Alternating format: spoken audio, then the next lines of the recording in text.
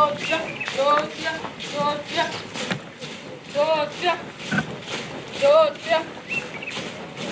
moja.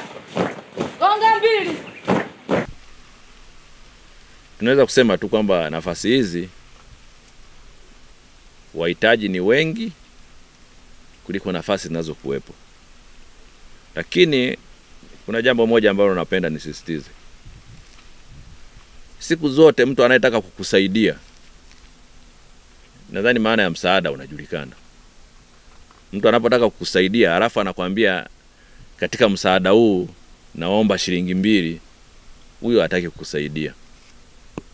Kwa hiyo ukiona mtu kuna neno mbele la fedha, kuna neno mbele, kwa sababu kuna watu wanatapeliwa vitu vingi tu.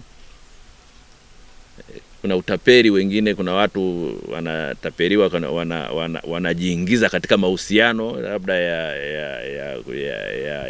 ya ngono kwa sababu tu kwamba kijana wake apate nafasi, au hiyo kijana apate nafasi, yeye mwenyewe anaamua kutoa mwili wake ili aweze kupata nafasi.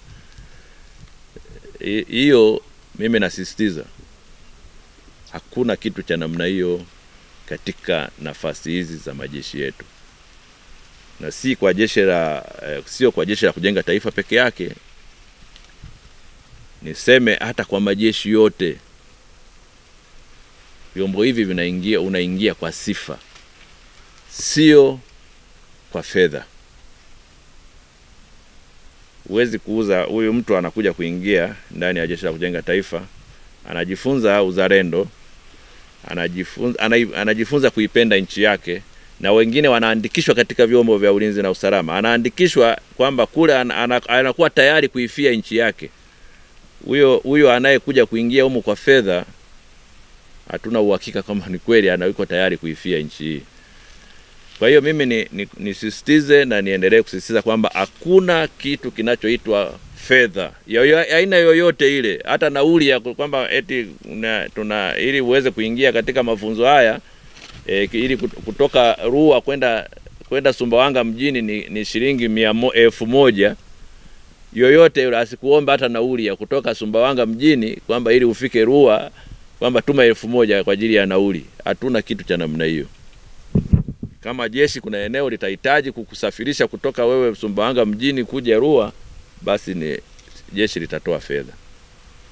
Lakini likihitaji na wewe utusaidie kwamba upande gari na alafu ufike Rua, ni wewe mwenyewe, wala jeshi utaliletea fedha alafu baadaye ndio lenyewe likusafirisha. Hapana, utasafiri mwenyewe mpaka Rua.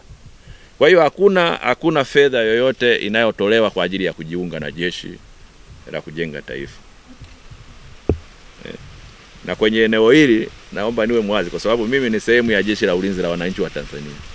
Kwa hiyo nalisemea vile vile na Jeshi la Ulinzi la Wananchi wa Tanzania. Hakuna mtu anayeandikishwa katika Jeshi la Ulinzi la Wananchi wa Tanzania kwa kutumia fedha.